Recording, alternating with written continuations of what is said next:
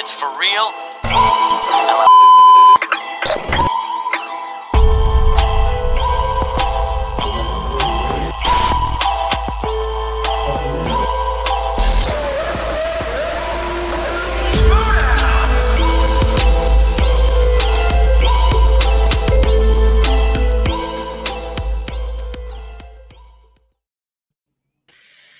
Hello, everyone. Welcome to another edition of Nostalgia Crackdown here on Let's Get Ready Network.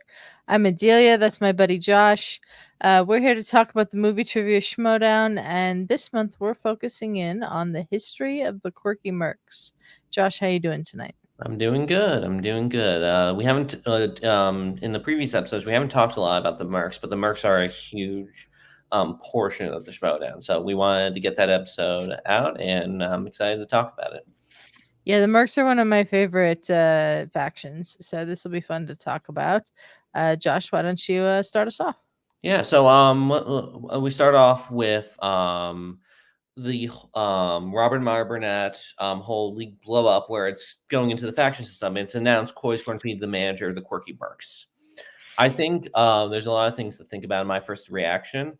We did see Coy as a manager before with Wait I Know This with Stacey Howard and Winston Marshall. And I remember that match was even though it was pretty clear the Founding Fathers were the huge favorites, Wait I Know This was a very entertaining, fun team. And Coy did a great job at that live event. So my initial reactions to Coy was like, listen, he's got the character.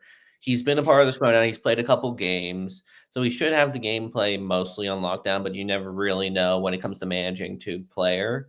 But it felt like, okay, this makes sense. If you're talking about like I'd relate it to like a point guard in the NBA where it's like, oh, that guy's going to be a coach when he retires. Even if he's not an all-star point guard or something. I feel very, very similar to looking Coy back. I was like, yeah, logically everything makes sense for Coy to take this leap into manager, especially because his playing career wasn't super successful at the moment when this happened. Yeah, I think even Coy would agree with us that he wasn't the best Schmoedown player. I think he was much more successful as a manager. I was really excited when it was announced that Coy was going to be managing this faction. The faction was originally announced to be the Mouthy Mercs. They had to change the name for legal reasons, I assume, because it's too close to Deadpool. Yes. But I was really excited to see what kind of team Coy was going to put together at that first draft. I thought he was going to make an excellent manager because one thing you could never question about Coy when it came to the Schmoedown was that he cared really deeply about the game and what was going on. So I think that he was a great fit to become a manager when the faction system hit, and he did a phenomenal job over the 3 years that we had the Quirky Mercs. Yeah, and I'll quickly say when we start thinking about the roster of the Mercs, I think one of the turning points of the Mercs, if you will, and what made them so successful is I don't know if you remember this, Adelia, but during the draft, the Schmoedown draft, the Mercs, I believe, had the second overall pick. And everyone knew going into this draft, Shazam was the clear best pick. However, there was one question about if the number one pick was going to be Shazam, and that was Sam Levine. Was he going to draft Drew McWeeny and the family instead because of his connection? And I remember thinking like, well, Shazam's going number one because they're just obviously a better prospect than the family. I know there's that connection between McWeeny and Levine, but like in my head, I was like, well, it's just Shazam is just clearly the number one pick. You can't not draft Shazam. And what ended up happening was Levine. I was proven dead wrong going into that draft because Levine went and drafted the family, and then the family literally played one match and then broke up. I just looked it up. The Rock Stars had the second overall pick, and Roxy drafted the Odd Couple. So the Mercs were in third, and that's where Coy drafted Shazam. Gotcha. So I mean, the Odd Couple number two, that was basically done deal. Like, yeah, I mean, Roxy had already been their manager. Of course, she was going to get her team. Absolutely. So that was like set in stone. Honestly, looking back on it, it would have been fun if Levine drafted the Odd Couple. Just to like storyline wise, that would be like It would have really mixed everything up, and that would have been fun. It would have been fun, but yeah, and when we're going to talk about the history of the Quirky Mercs, it's also kind of the history of at least the Shazam's rise to power, if you will, into the Yeah. argument for the greatest team of all time. So it's amazing to think, at least in my mind, that like, oh, we were so extremely close to not getting this team up at all. Because in my head, I was like, Shazam has to go number one. It doesn't make any sense otherwise. And the fact that they fell to 3 to the Mercs, it's almost destiny. Yeah, absolutely. Um, they were definitely the foundation of the Mercs that Coy then built everything else on top of. And you could see the Mercs improve season after season, with Shazam as that great foundation of the team. Absolutely. So going into the next season, first overall season of the Mercs, if we look back on it, not super successful outside of Shazam. You had Shazam and they did really well.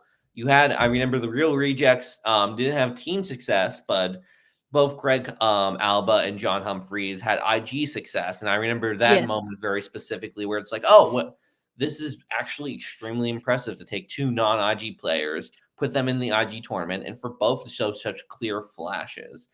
And even though the Mercs weren't winning, it still was a fun time to have them. They were like extremely Coy was so in his lane in the face, being a face and being able to be a face in a league that was mostly, I would say, more heels than faces, if you will, more personality. And I'm not saying faces aren't personality, but I'm saying like a lot of the There were ways, definitely the bigger, more bombastic personalities were heels. yes. And with Coy, even though like they did not win a lot, again outside of Shazam, Well, even though they didn't win a lot, every match was a joy. It was so like, oh, and I remember watching and I was like, even though Coy wasn't winning, and part of that was I think the roster was just compared to swag, corruption, and the exchange. It just other than outside Shazam, it wasn't um it wasn't up to par enough to compete in that lane. yeah, You could yeah. see, especially in those championship matches early with Shazam, Corey is competitive, and I think that this is what makes the Mercs work so well. Is yes, they're good Mhm. guys, and yes, they're there to have fun. But Coy's got a little edge to him when it comes to competitiveness. Coy's like, no, I don't want to lose. Yeah, Coy is taking the game seriously. He is studying. It's clear that he's putting in the work, and it's clear that like, oh, he's locked in even if his team's not winning and he's not mad about it, because usually when you're locked in and you're not winning you get extremely frustrated or mad.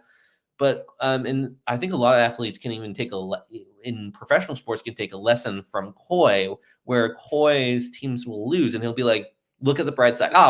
We did this great. Oh, yeah, we wanted to win, but what can you do? And we had fun, so that's what matters. And like, especially in this first season, because it wasn't a great season. I think they were third to last, if I remember correctly. I know Shazam got them a lot of points. They might have maybe did a late run to the middle, but I believe they were like 7 out of 10.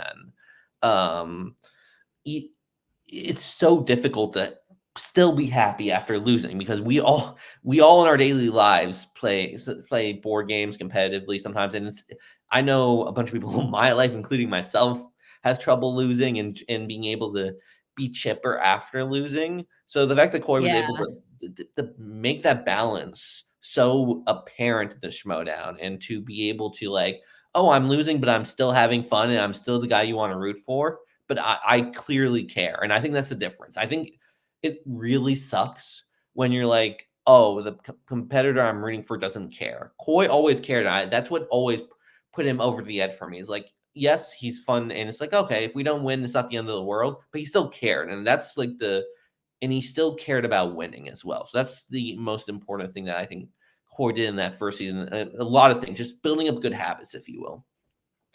absolutely. Coy laid a good base for what he expected of his team in that season 7, that first season of the faction system. And then he was able to go into the draft ahead of season 8 and get players that complemented the way he wanted things to go. And one of those players was Andrew DiMolanta, which really helped his Star Wars division. Not that Joseph Scrimshaw was a bad Star Wars player, because he's not. He's one of the best non-title winning Star Wars players we've ever had. But getting Andrew DiMolanta, who had a title shot already, and then sort of like turning him into the champion that he became, really showed an evolution of Coy as a manager, because now he wasn't just the fun guy trying to have fun and manage his team and get some wins, but he was a championship caliber manager in season 8. Absolutely, and, looking back on it, like, yes, Joseph Scrimshaw isn't a bad guy or, like, a bad Star Wars competitor, but when it comes to Star Wars, I view it similar to the NBA. It's like, yes, we have a lot of great NBA players, but the difference between a great NBA player and a championship NBA player, the guy who can lead you to a championship, it's very different. Mm-hmm. And that's what it was. Scrimshaw was a great player. Demolanta ended up being one of those guys, one of those championship level players. And having that to complement Shazam, and also I'll mention two very important pieces of the success of season 8 is Perry Nemroff and Joshua Horowitz. Both of Yes. them, both of them were incredible that season, and to build them both of them up, if you will, both in teams but also in singles. And like it reminded me again of the Greg Alba and John Humphreys in IG. Mm-hmm. The work with Perry and to get her to improve her game, and but to also like she was really really good that season, even if they weren't all wins. She put up some great matches, and Horowitz was an amazing rookie. He gets outshined by the other rookies. Like that was the Griffin Newman season, that was the exchange season, and we don't talk about him as much of like rookie superstars. Just and also he didn't play as much compared. That's Yeah. probably because he's a busy. I know He's he's a very very busy individual. yes, a very busy individual, but like now that you kind of had the depth around you, yes, you had Shazam, you had Demolanta, but you still had the rejects getting matches. You still had Horowitz and Perry Nemroff. Like now you kind of had, okay, now you have the depth, and they were legit contenders this season. Corruption it was a battle in the end between Corruption and the Exchange, and Corruption did end up winning. But the Mercs were right there for a while. Yeah. And it was a really tight season. And like, I'll be honest, out of the three, I was rooting for the Mercs. I wanted the Mercs to win the season. Yeah, I did too. The Mercs finished 5th in the season faction standings for season 7.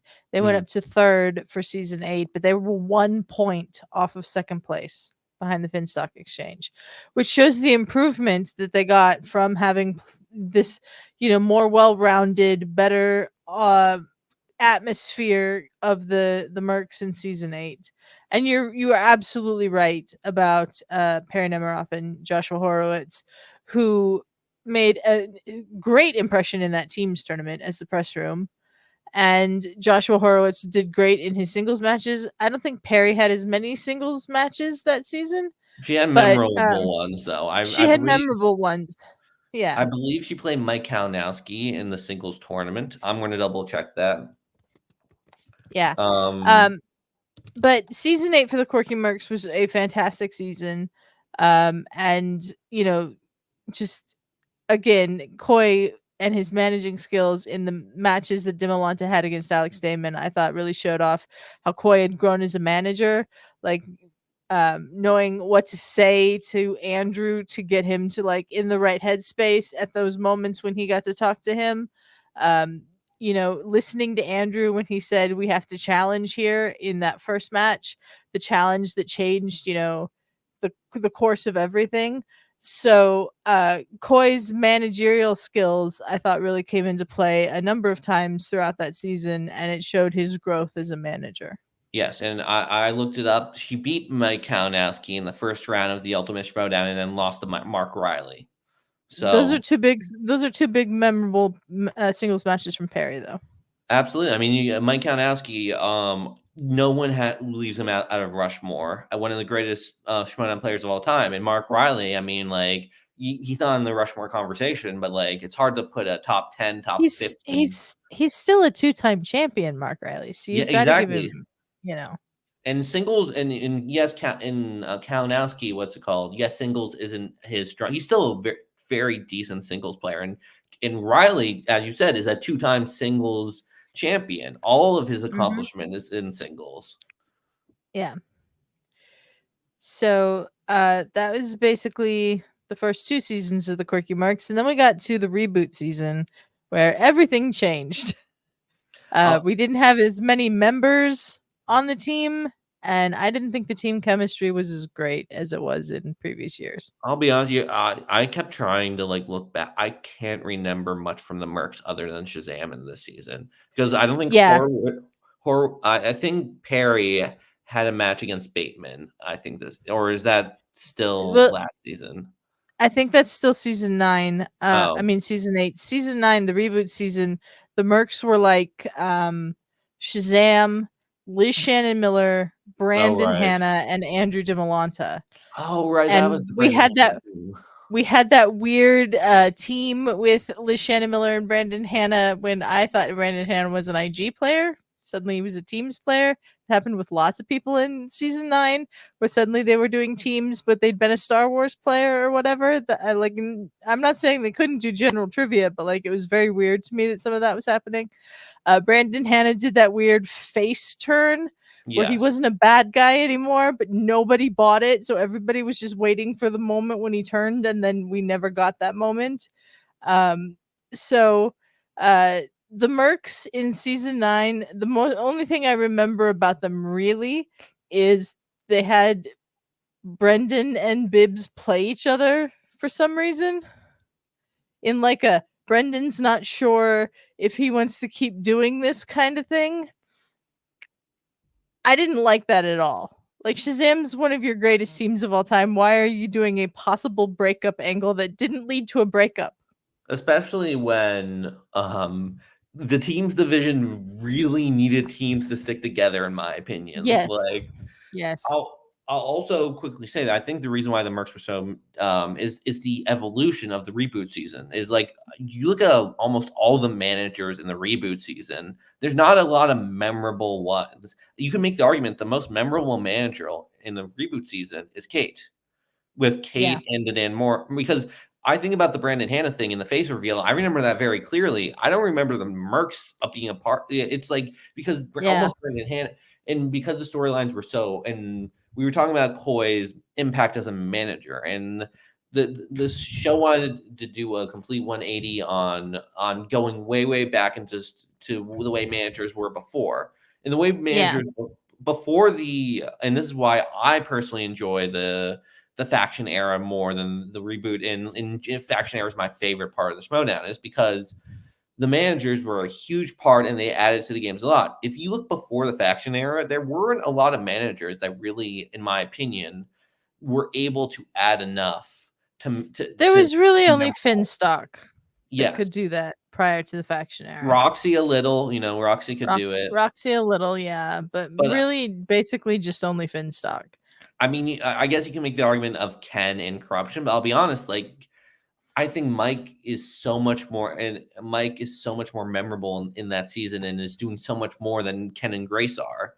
And I Yeah. don't mean that as a slight against Ken and Grace. I just mean that like Mike was the star of the show. Like you can't, if Mike were to leave corruption, like you wouldn't.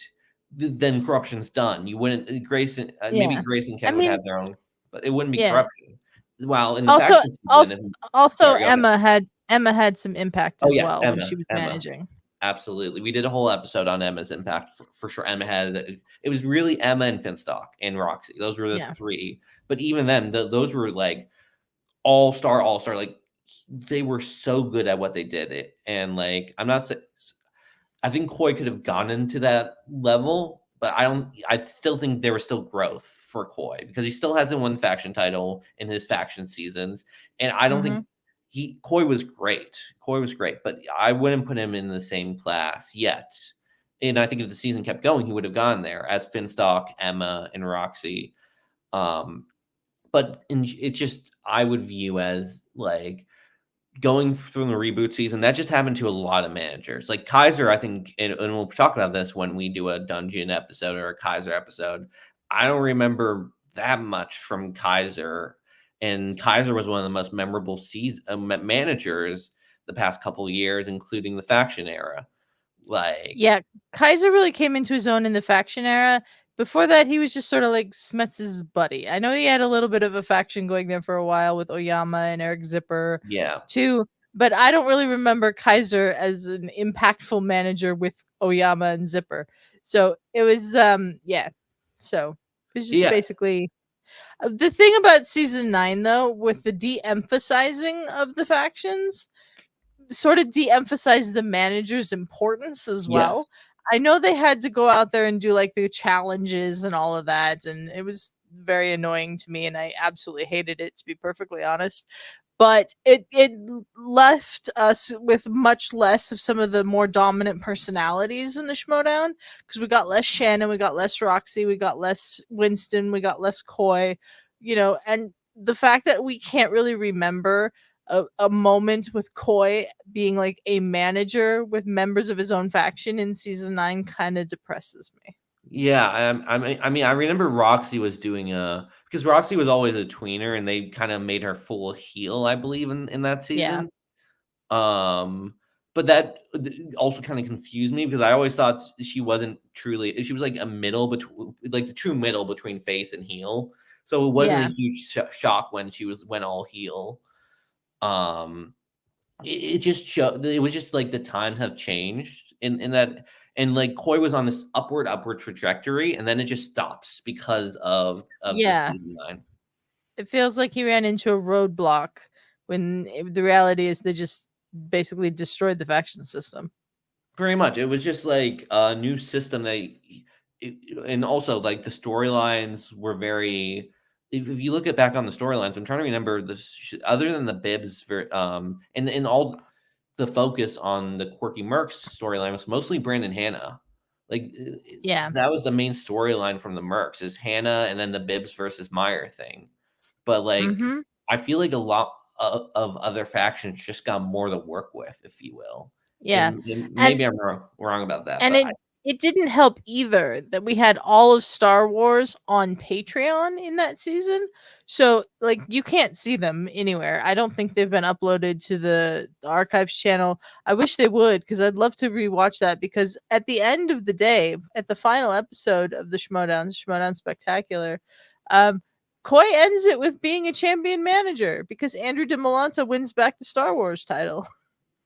I mean, and I think that's a good point. Championship manager, even though Coin never reached the success of winning the faction title, you can make the argument was one of the most successful managers in championship matches with the Absolutely. with Shazam, with Demolanta. Like those are like having it's hard for a manager to get one champion like that, let alone two. And he was so good in those championship matches. Yeah. And the like if we were to just take out the faction, if we were to talk about greatest manager of all time and we take out, let's say, the faction success, you can make the argument Coy's over Shannon. I mean, there's an argument to be made just because They're very close. yes, I mean what puts it firmly Shannon ahead of Coy is the two faction wins, the Coy Yeah. zero. The But 2 faction titles, yeah. if you just look at championship success, and yes, Shannon has a lot of championships and Finstock has a lot of champions, but I think Coy is right up there with Shazam and Demolanta. Yeah, I agree. We also have to talk about the fact the press room made the team's tournament final in 2021. They That didn't was a huge win, but surprise. they made the final. Yeah, so, like, Coy's managerial skills, I thought, were fantastic, and he did a great job over the course of those 3 years, even though the final year was kinda all screwed up by the format. We'll also quickly say that like part of also the reason why he had trouble in that year is I don't think his he just got unlucky. Like I don't think Liz Shannon Miller won a lot in season 9. I remember the Hannah Shannon Miller team lost. I know Shazam lost to Griffin Newman and King Khan. Um, Brendan versus Bibbs. I don't. Did that lead to either of them getting a champion? I don't think it did. I don't Yeah, think. I think what it did is it was Brendan versus Bibbs, and then the winner played Mr. Irwin, who I can't remember if he was the champion at the time or he was He definitely wasn't something. the champion. Yeah, He he definitely. I don't remember exactly. Like the season 9, I honestly have tried to block out from my head. So, they definitely played each other for the chance to play Mr. Irwin, maybe to become the number 1 contender, because well, I don't remember what exactly the deal was there. I'm gonna look it I up. yeah, I if I remember because I remember the last number 1 contender was Bateman versus McKee. So maybe that was the one that was supposed to be after no, Yeah. actually, I think what happens is Irwin wins and loses to Levine. Yeah, I think that's what happens. Yeah, Brendan Meyer versus Ethan Irwin was the number 1 contender match because Brendan beat Bibbs 23-21 in the match that they arranged against each other. That's just honestly, there was a lot of dumb storylines in season 9, but this little fake breakup angle thing they were doing with Shazam was definitely my least favorite I of think them. that, like, if you're gonna do that, you have to commit. Like, it Yeah. can't leave like, there's no half measures. It's like, "Oh, maybe," because "Oh, maybe we'll break up. Oh, maybe we won't," because that lessens the impact and the shock of when it does happen, and when it doesn't happen, it's like, "Okay, you had so many storylines to choose from, and we're getting one that's kind of leading to possibly nothing." So, like, I and what's also tough for Coy is that, like, your 2 big champions, if you will, the 2 impacts on the singles division are playing each other. So once that, like, title shot is over, they both have to wait a bit to get back into the singles mix Yeah. because they had their Yeah. shot. Yeah. Josh, what would you say is the Quirky Mercs lasting impact on the league? I think, first off, obviously, like, we'll have a whole episode on Shazam probably at some point, but, like, the fact that Shazam isn't in a lot of people's minds the greatest team of all time is a huge feat given the dominance of the Patriots. The fact that Yes. Shazam but the way I look back on the Mercs, I truly look at them as possibly the greatest faces we've seen as a collective.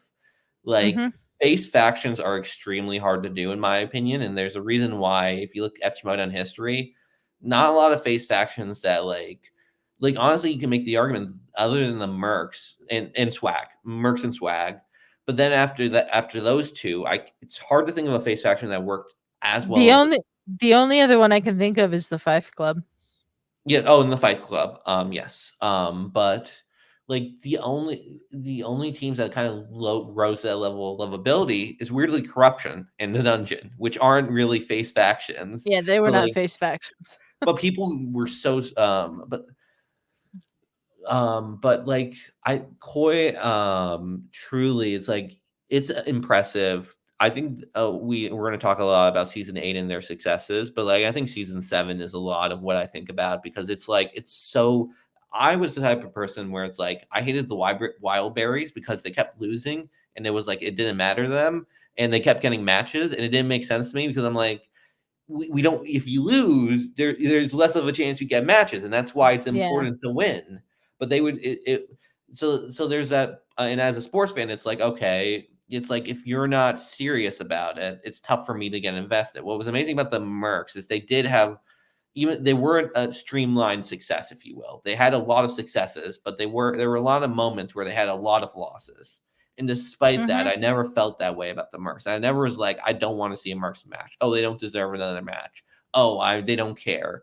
I every time there's a Mercs match, I'm like, I'm going to have fun. I know they care, and even if they win or lose, it's a good time for all sides involved, if you will. And that's such that seems simple. That's so hard to pull off because losing affects everyone, and it didn't affect Coy the same way. It didn't, or at least in my mind, it like there was never like there's no success, so we have to completely change the faction. Oh, the real rejects aren't giving us points. We have to get them off the team and get someone who will bring us points. It was always like, oh, we'll do our best. We want to win and we're going to have a good time doing it. And that's Yeah. extremely impressive. I think. And when I look back at the Mercs, I just look at that's so hard to pull off. And the fact they were such good faces, and the fact that they built Shazam and they built Demolanta, and that Greg Alba and John Humphrey both had their biggest successes in the IG tournament under Coy. Mm-hmm. The fact that Perry Nemroff, after coming in with a losing record and having taken years off the game, was able to come and beat Mike Kalinowski and give Mark Riley a really great match, and then almost beat Ben Bateman. The fact that Joshua Horowitz is, again, the rookie we don't talk about in the season of rookies, for him to come in, get to the, for Perry and Josh to get to the tournament finals, just so much success, and to be able to do that with a smile on your face, and to be like, there are stakes, even though we don't care about losing, is such a impressive feat that I'm like, it's almost like I'm not sure if anyone else could have pulled it off the same way Coy did and the Mercs did. Yeah, Coy definitely had very good man management skills and kept that team together and on the same page and kept the vibes great. I mean, they were just so much fun to watch. There was never like infighting that you noticed or Except could in season tell. 9. Except in season 9, there was never any tension. That it was just, we're here to have a good time and see if we can win. And with the Shazam and Demolanta, they won a lot. With the press room, he won a lot. I think you're right that season 7 was really impressive as well. Even though they finished 5th in the faction standings, you could see him, like, as the season progressed, sort of laying the game plan out for what he wanted the Mercs to be, and then they got to be that in season 8. And it didn't get him the faction title, but damn, they got close. So close. I mean, 1 point away from the exchange. It's kind of crazy if you think about it. Yeah. So thank you everyone for tuning in to our History of the Quirky Mercs episode of Nostalgia Crackdown. Josh, where can people find you? They can find me here. Here once a month talking about the Nostalgia Crackdown and talking about the Schmoedown. So just supporting me, supporting LGR. Go ahead and leave a like, comment, let us know what episodes you'd like to happen, what your thought on the Mercs are, or anything at all. Like, comment, subscribe, go on the Patreon. We got a great deal with the Patreon. Only for $1 you get to be a part of an incredible Discord and with incredible people. And I believe, correct me if I'm wrong, every Saturday night now we're having some Jackbox fun times. Yep, Jackbox and chill every Saturday night, except It's a for good few in time. October because they'll be out of town. But yeah, it'll be every Saturday night. So come join us, play some games with us, hang out with us in voice chat, talk to us in the various channels about latest news. Like we had some conversations going on last night about the San Diego Comic-Con announcements from Marvel and all kinds of stuff. So join us. You can find me on this channel Thursdays 3 p.m. Pacific, Rewatchers Council, our Buffy the Vampire Slayer rewatch series.